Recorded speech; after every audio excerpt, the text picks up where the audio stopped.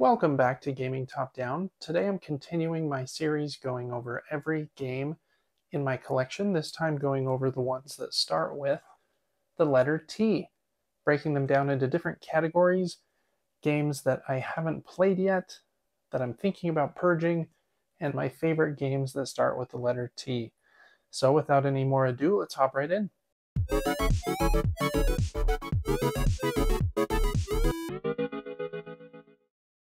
Okay, first up I have two games that I haven't been able to play yet. First is Trails. This is from Keymaster Games, who did Parks, and I really love Harvest, which they released very recently. So I'm excited to try this tiny little game here. I think it's somewhat similar to Parks in that you're moving your little camper, hiker meeple to the right and to the left along this pathway. Then you get to do the actions listed on the location that you stop at. So pretty simple game, I think, but I like the box size, really like Keymaster, excited to try out Trails. Next up is a much bigger game.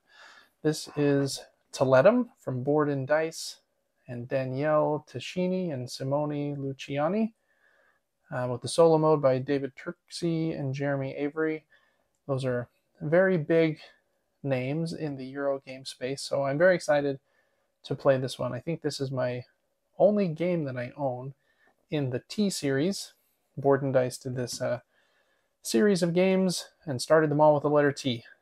And I think that's why they have this background behind the letter T here. But yeah, this is my first foray into that series. It's kind of a heavier series, 14 plus, 100 minutes.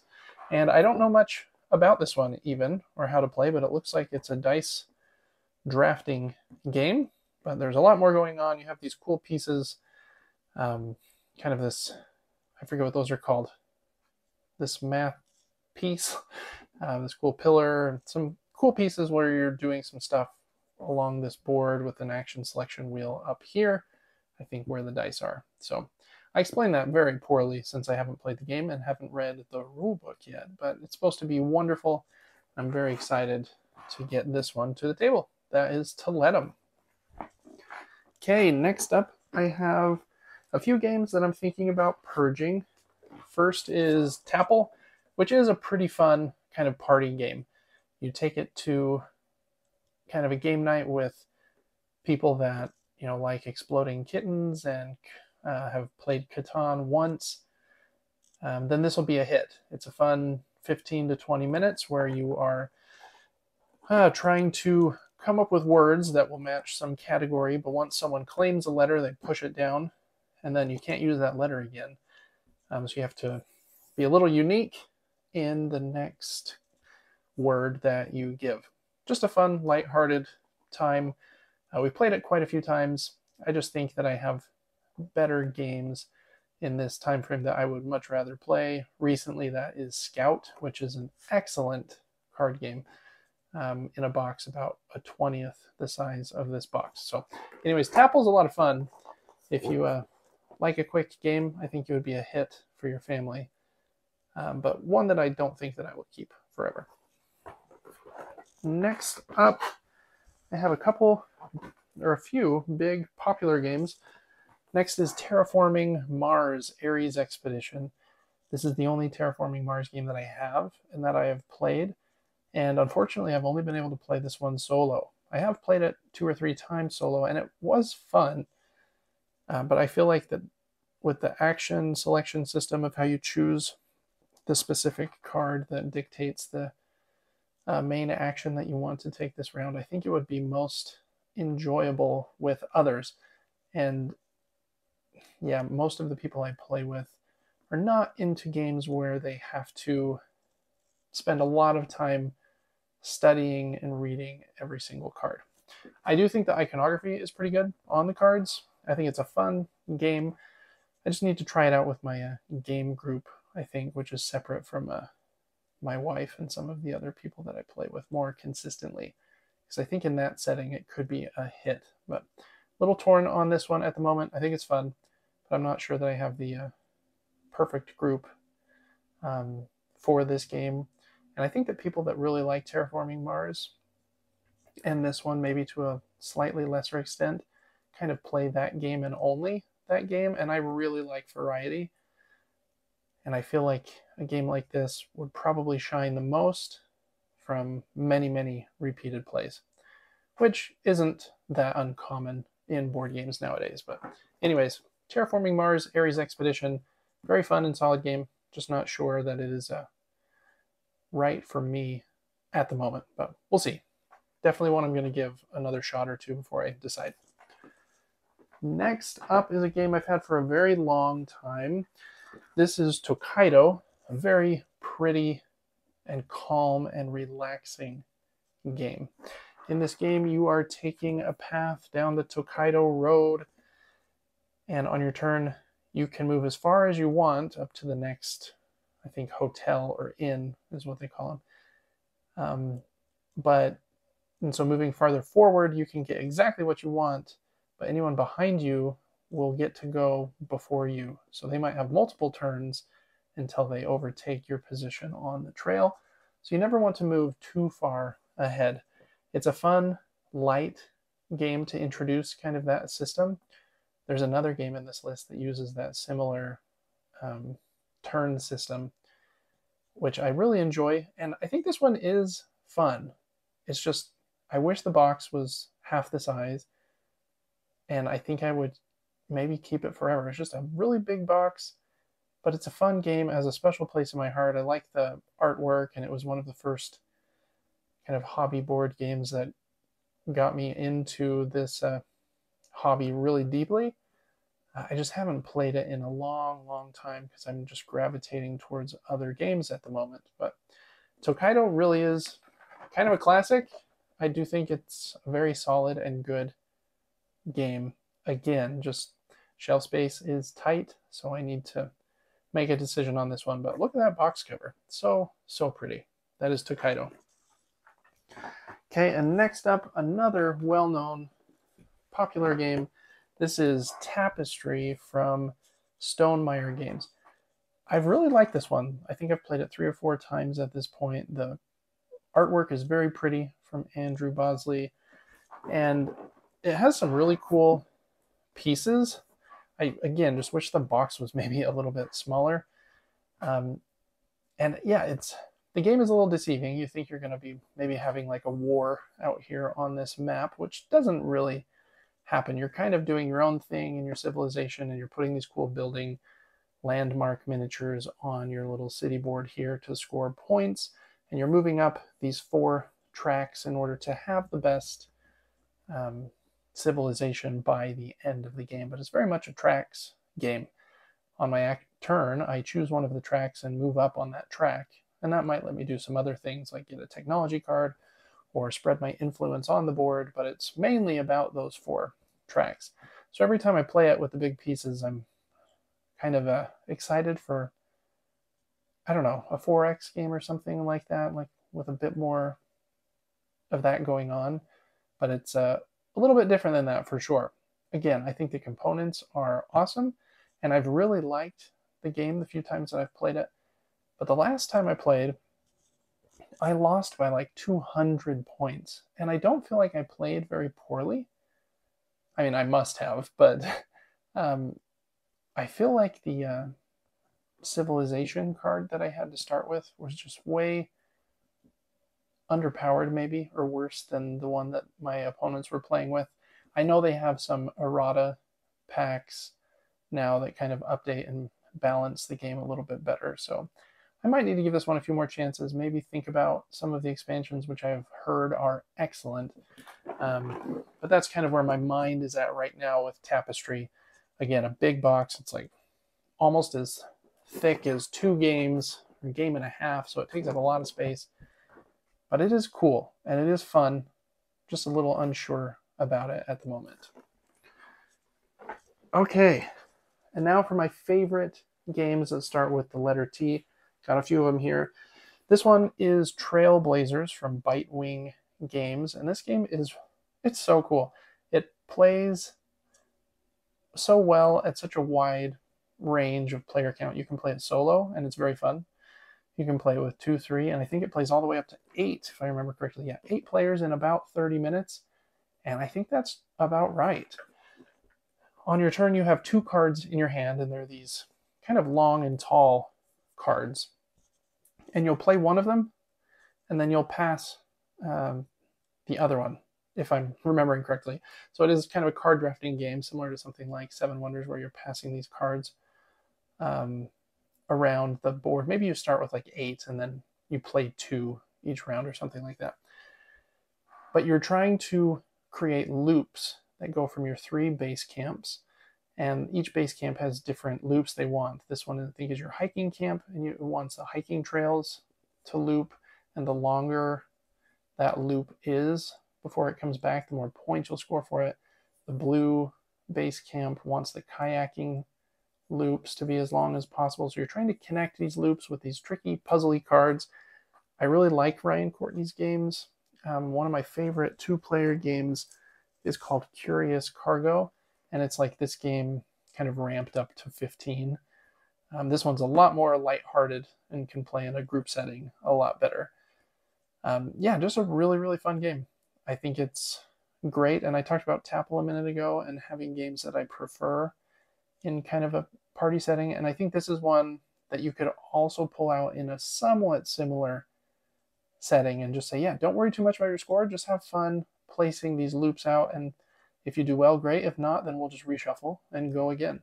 And it has 2 expansions in here, one with these animal meeples that you're trying to get variety on your loops, and then one with kind of your different hiker and biker and kayakers that go down the paths, and I think you're trying to build it out in front of them. What a cool game. Bitewing Games, I think, is also based here in Utah, which is where I live, so I want to give them a shout out. I think they're doing cool things.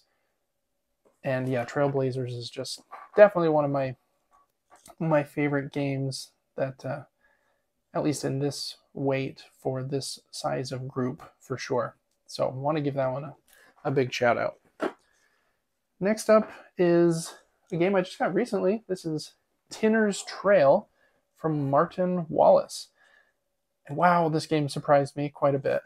It's a really fun auction where you are trying to purchase these different coal, or what is it, tin and copper, sorry, not coal, tin and copper mines. And when you put one up for auction, you can scout it out beforehand, and then you'll get half of the purchase price if you do so, or you can just that's a way you can earn some money in the game, or you can just put them up for auction and then hope to win the location. So it has a cool auction mechanism. A little bit tricky to teach just because it's a little weird. You have a decision there. Am I going to scout it and look underneath the tile so I have some extra information, but I have to play a card in order to do so, but then I get half of the purchase price, which is quite a bonus.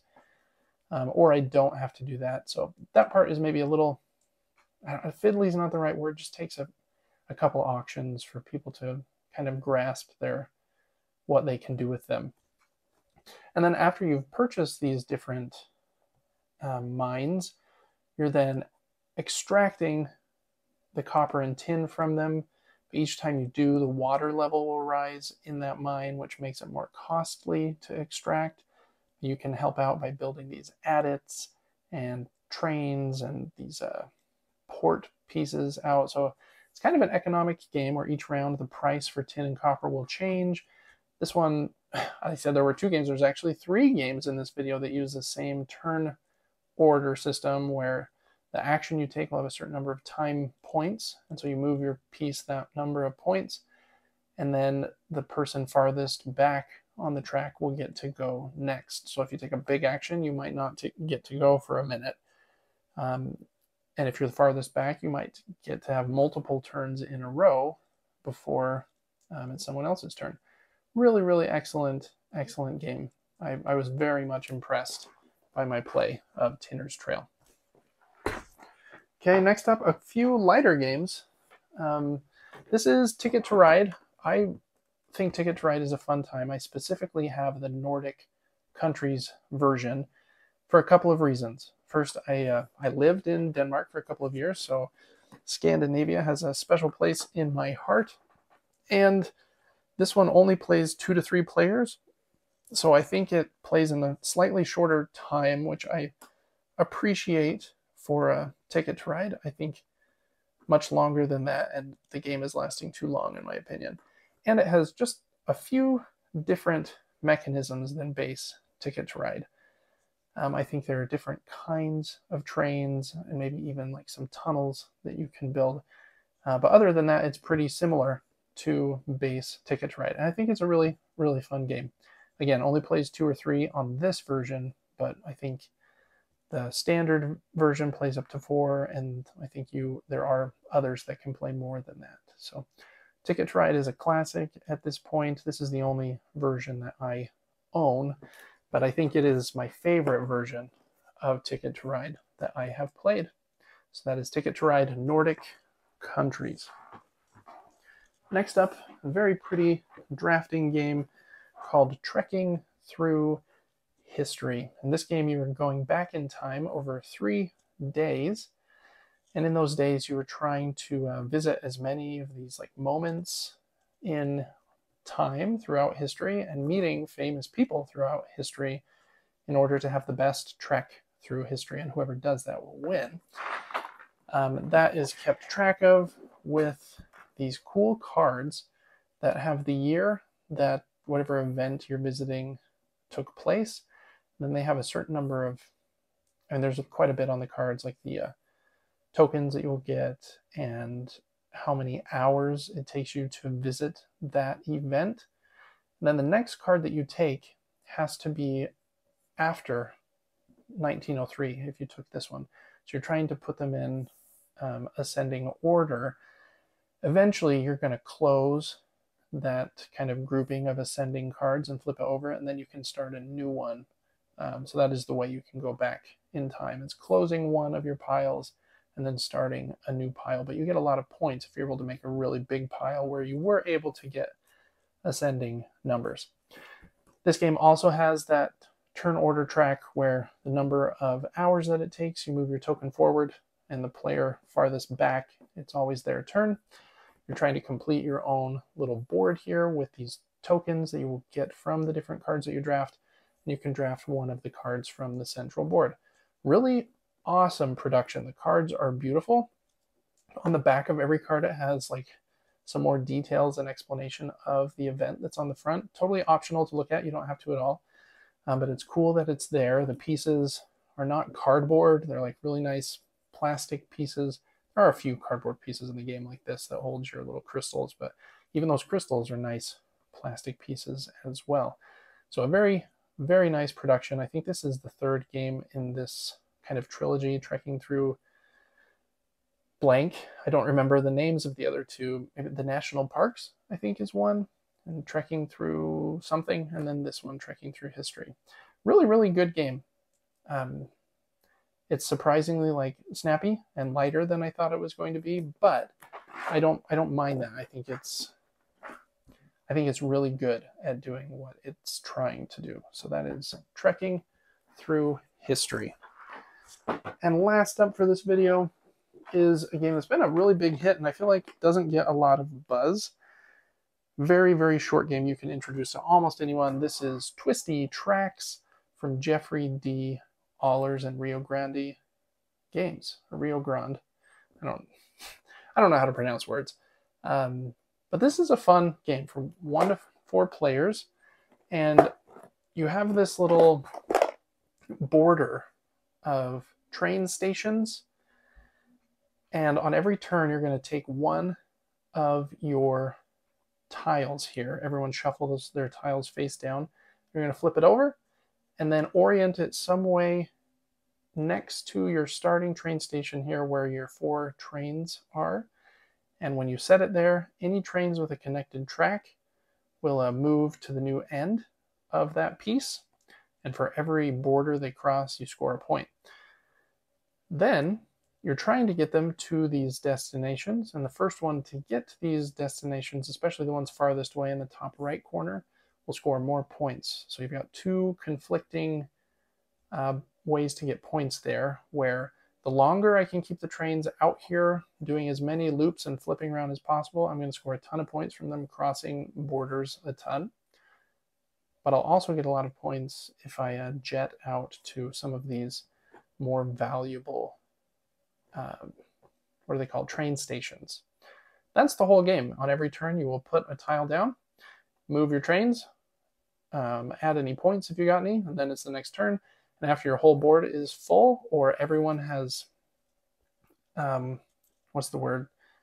Every train has arrived at a train station, because once it does, it is out for the rest of the game. Then the game ends. It plays very quick. I think you can play a game of this in like 15 minutes, even like 20 or 25 with the teach. But it's really fun. A lot of times we've played it, people have said, that is like a really cool and unique game, and we've just reset and played again immediately. So again, a very light game. I don't want to make any, like, have you think that there's more here than there is. But what is here, I feel like, is really fun, solid. It's a great like opening game for game night, and it's just been a hit with everyone that I have played it with, even people that don't play a lot of games. So that is Twisty Tracks. Okay, that is going to do it for this video of my favorite games I haven't been able to play yet, games I'm thinking of purging that start with the letter T. What is your favorite game that starts with the letter T, and have you played any of these that I mentioned? Love to hear about it in the comments. Make sure to check out the rest of the videos I have in this series. We're at T, so I've done a whole bunch of letters leading up to this. They should be in a playlist here. We have a lot of other content on the channel, unboxings and reviews. Make sure to check out our weekly podcast where I talk about the games that I've been playing together with my brother. We also do a monthly giveaway. So lots of things to check out. I hope that you will find some value. Make sure to subscribe and follow the channel as well, and I will see you on the next one. Bye-bye.